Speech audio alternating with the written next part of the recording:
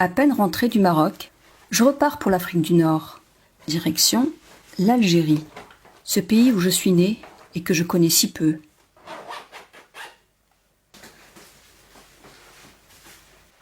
Mon dernier séjour en Algérie date de décembre 2009. J'étais venu à Djanet pour prendre le départ d'un trek et marcher toute une semaine du côté des Sendilènes. Je garde du désert algérien le souvenir de paysages époustouflants, avec des canyons, des étendues de sable et de dunes, des couloirs de grès et de basalte, des gueltas aux eaux vert émeraude et des peintures et gravures anciennes d'une vie maintenant disparue. J'ai entendu parler de la Sebeiba pour la première fois pendant ce séjour. Je me suis donc promis de revenir un jour à Djanet pour assister à cette fête classée au patrimoine immatériel de l'UNESCO et dont les origines remontent à plus de 3000 ans.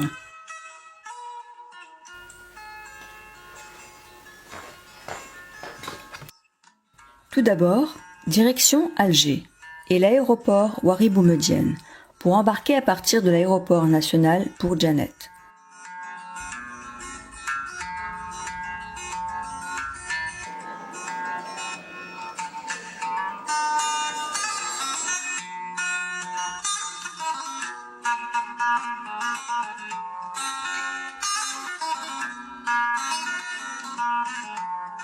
C'est mon ami Boubaker qui est venu m'accueillir.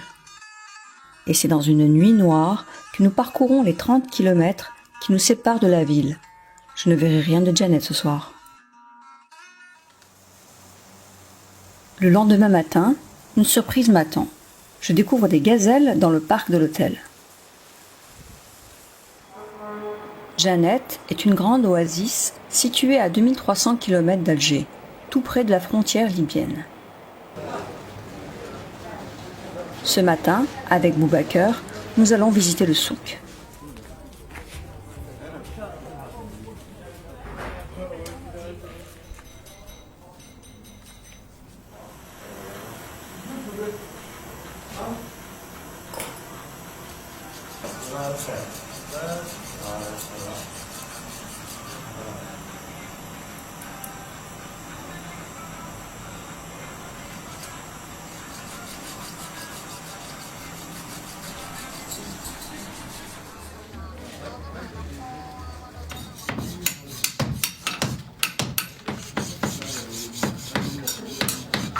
Je m'appelle Al-Hassan Mouli.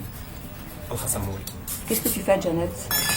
Je travaille les couteaux, les bagues, les bracelets, ouais, les forgerons, c'est l'artisanat. Tu viens du Niger? Oui, je viens du Niger. Et tu as quel âge? J'ai 22 ans. 22 ans. Et là tous, vous êtes du Niger? Oui, tout. Oui, il parle pas. Dans le souk, j'ai rencontré Henri et Luciana, un couple venu d'Amsterdam spécialement pour la Sebeiba. Yes, we are in love with the Sahara, and especially not so only the landscape, but with the people. The people are so friendly and so elegant that it's the 6th time that we go to the Sahara, and this is the first time that we go to Djanet. It's a special time in Djanet because there is a festival. Yes, we came and we saw the pictures on the internet of the Sabira festival, and we saw such a beautiful pictures that we said, okay, let's try to go to Djanet. It was not easy because you have to go through the visa procedure at the embassy, and but finally we made it, and we are very happy up to now. We don't have any program. We learned that during our trips that you should never plan a trip, just some highlights and then see what's happening. the flight and some local assistance, which is very important because otherwise you are getting lost even in a marketplace like this. We arrived last night, so we have to see. But what I have seen up to now, I feel very comfortable, and people are very nice and helpful. And I would recommend it to anybody to come down to the Sahara. It's an unbelievable experience.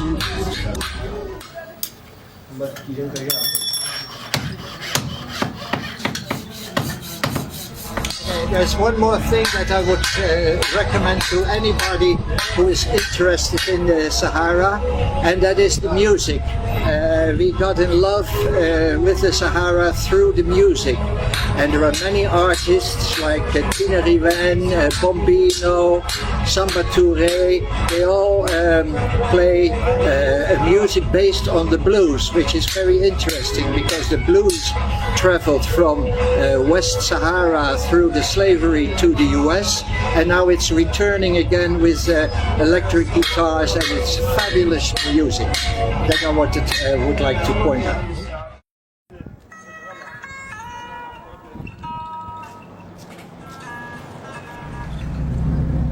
On a l'impression de traverser une ville où il y a juste sa population qui vit là et qui n'est pas traversée par les touristes en fait. Les gens vivent tranquillement leur petite vie ici et on a de moins en moins l'habitude de voir ce genre de ville parce que comme les gens se déplacent beaucoup, il y a toujours des touristes un peu partout dans le monde, mais là, je dirais que c'est une ville qui a été laissée à ses habitants. Mais ça respire pas la tristesse, au contraire, ça respire la tranquillité. On est bien, quoi. Là, on a un vieux Ksar, tu m'en as parlé ce matin. C'est la population de Janet habitait là auparavant.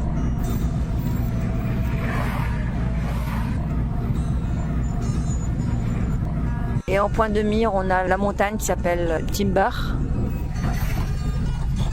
Beaucoup de 4x4 à Janet. Parce que c'est peut-être indispensable avec... Alors là, on est dans un endroit qui s'appelle Tisras. Donc c'est le début du désert. Janet n'est pas loin du désert. Il suffit juste de sortir de la ville et on trouve le désert. Il est quelle heure? 17h là? Il doit faire encore 35 degrés.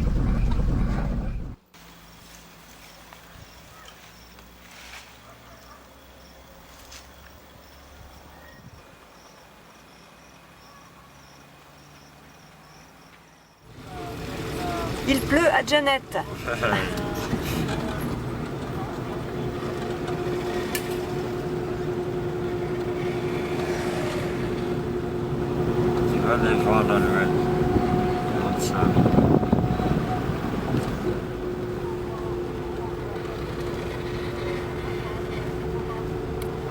Il pleut dans le désert.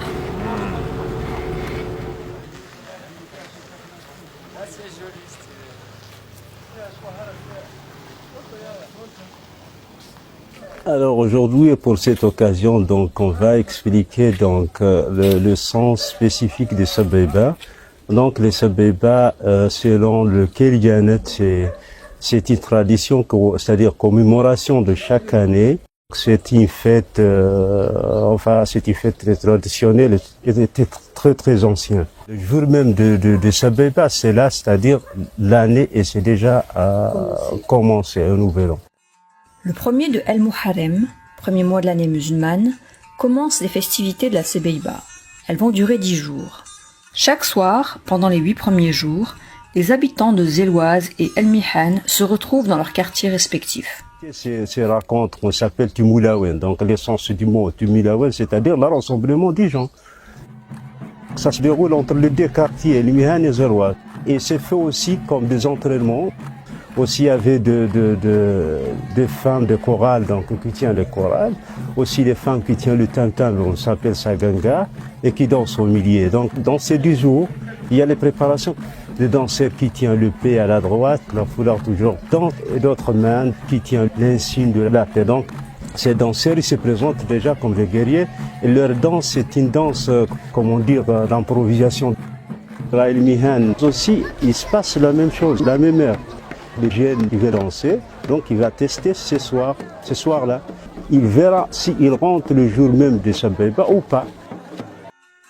Le 9e jour, c'est relâche et vérification des costumes. Le 10e jour, c'est la Sebeba Tiléline. Les participants costumés vont se rejoindre dans l'Oued à Doukhia, entre le sud et le nord.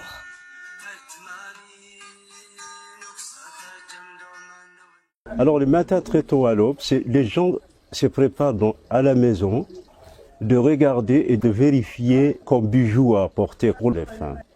Et aussi, ils regardent de vérifier le tukumbout, c'est-à-dire le chapeau pomponné. Alors là, vous avez des différents danseurs. Là, il y a des hommes qui portent le masque. C'est comme un cavalier qui se présente. Alors le jugeur qui vient juger, voir la danse, il regarde combien de kombout qu'il y a envers Zeloise, combien il y a vers El Mihan. Quand El Mihan il a 3 et Zeloise il a 5, c'est-à-dire le plus fort que Zeloise. Il regarde l'originalité de la danse, l'originalité de se présenter. En fait, c'est une battle. Exactement, c'est des combats qui se passent entre les deux troupes Zeloise et El Mihan. Donc alors, le jugement, quand il regarde à juger, il voit le nombre de femmes qui tiennent les gangas. C'est-à-dire auprès des Zeloises, quand ils sont plus en plus nombreux, donc El Mihan Trepé, donc Zeloise qui a gagné. Parce que Zeloise qui avait rentré directement en force, avec l'excitation, avec tout. Ou El Mihan.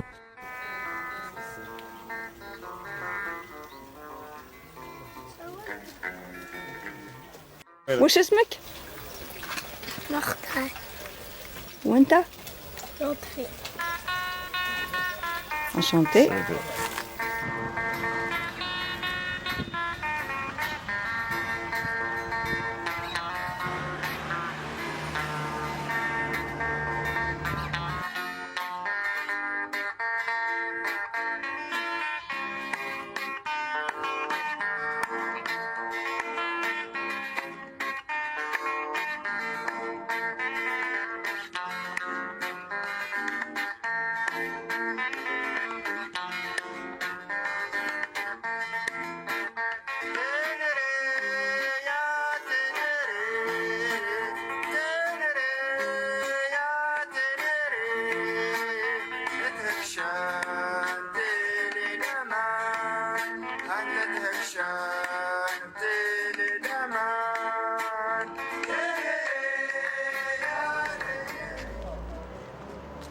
Nous sommes au 10e jour des festivités de la Sebeba.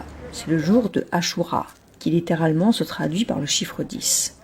Cette fête musulmane célèbre la victoire de Moïse sur Pharaon, de la même façon que Yom Kippour chez les Juifs.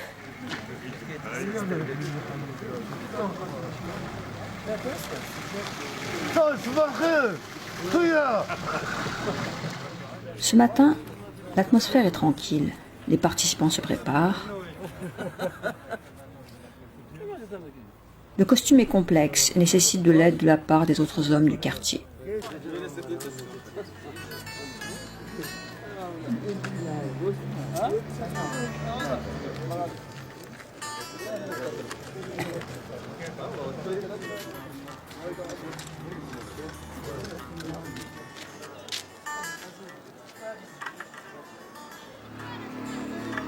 Les habitants de Zeloise s'affairent autour de leurs guerriers.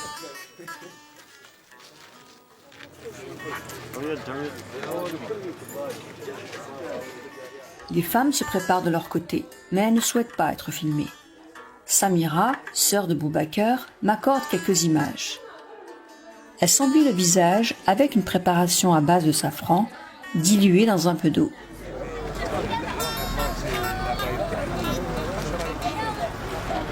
Au quartier d'El Mihan, les hommes se préparent également.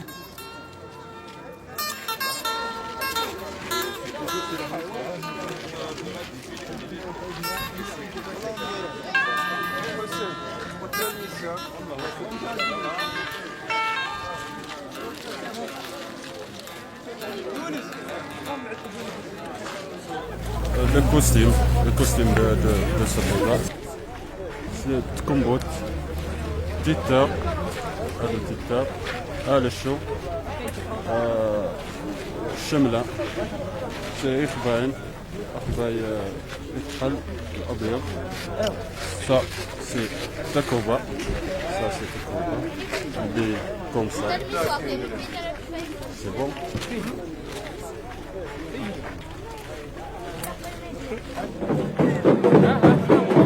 La célébration de la Sebeiba commence. Les deux troupes arrivent dans le Wadi Jorou, sur le terrain situé à égale distance des deux Ksour. La troupe de Zéloise entre par le nord, tandis que celle de El Bihan entre par le sud.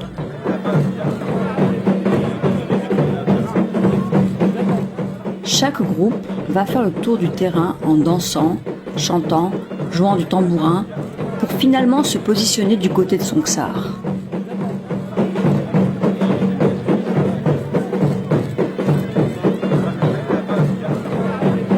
Devant les habitants du Tassili Nadjer et des Touaregs venus des pays voisins, les guerriers dansent l'épée dans une main et le foulard dans l'autre pour matérialiser le conflit et le pacte de paix. Ils simulent le combat pour ne plus jamais le livrer.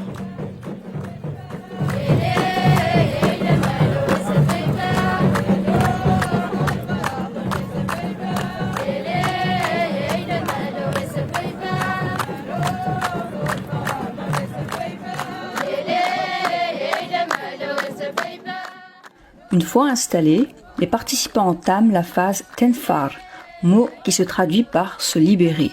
Les groupes se déplacent dans le sens inverse des aiguilles d'une montre.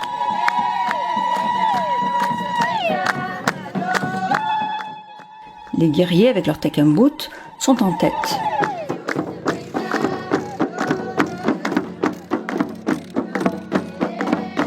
Les femmes, tapant sur des gangas, viennent en dernier. Elles chantent de la poésie pour encourager leurs guerriers ou déclament des textes ironiques pour se moquer en passant devant le camp adverse.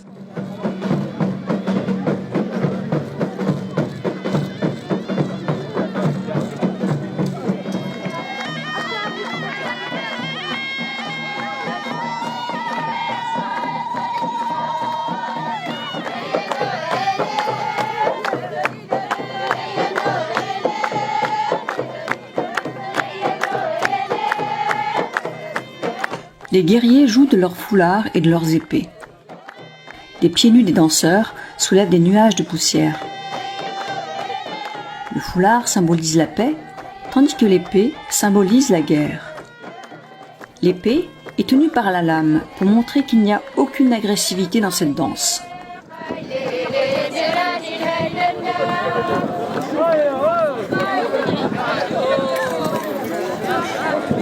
La journée est longue et les participants s'accordent quelques pauses.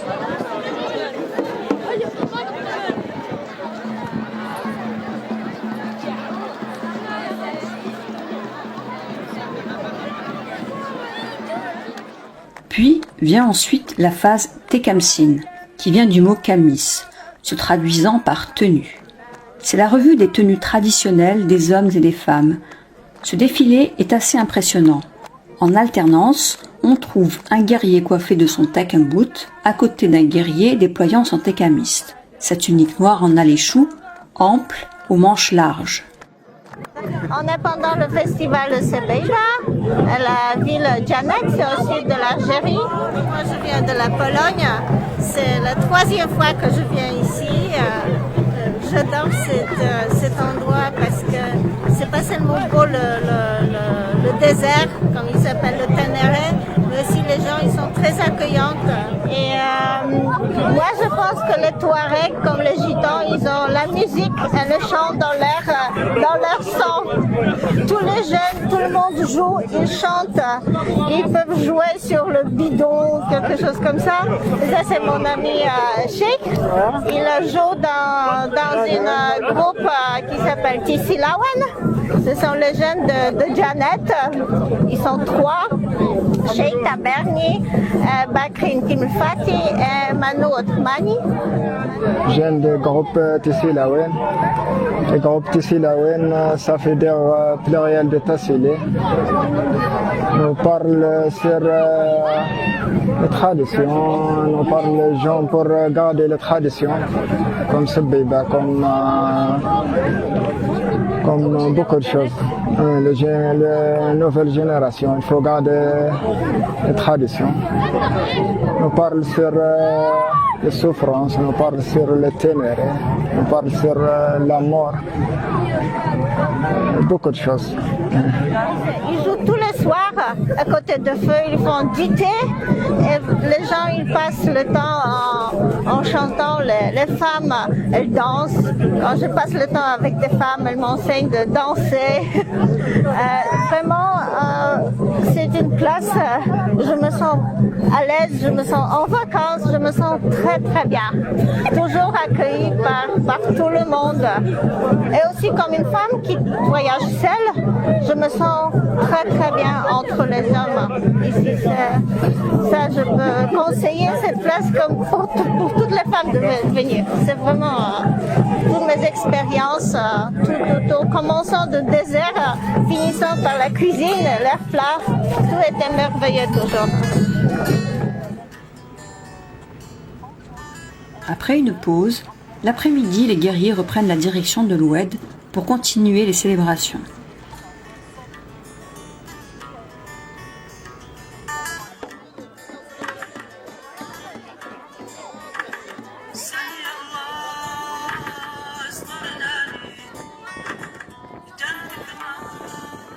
Le temps a changé et un vent de sable balaie les participants qui, malgré tout, continuent à danser.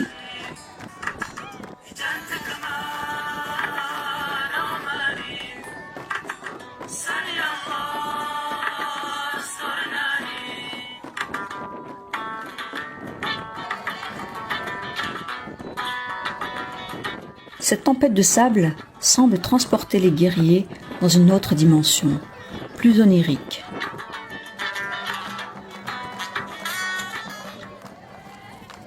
La tempête se calme. Commence la phase Arale en Awate, signifiant cycle annuel et symbolisant le passage à la nouvelle année. Les danseurs de Zéloise et de El Mihan font un tour complet en faisant cliqueter les épées les unes contre les autres. Avant la dispersion, les participants répètent la phase Tenfar, comme au début. Ils se retrouveront ici même l'année prochaine, Inch'Allah.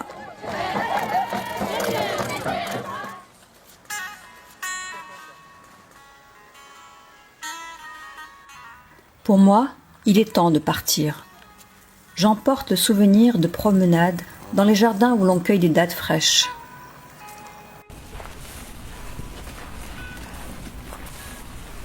Mais aussi ces réunions entre femmes où l'on fait de la broderie avec des mains tatouées au henné, dernier souvenir de la Sebeiba.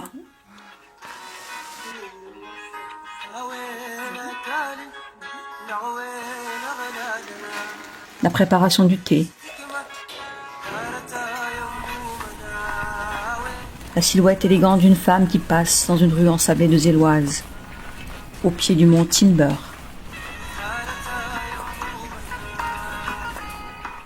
Sans oublier le son des guitares électriques qui montent à l'assaut des dunes et des montagnes du Tassili. Awin Akalin, ma terre.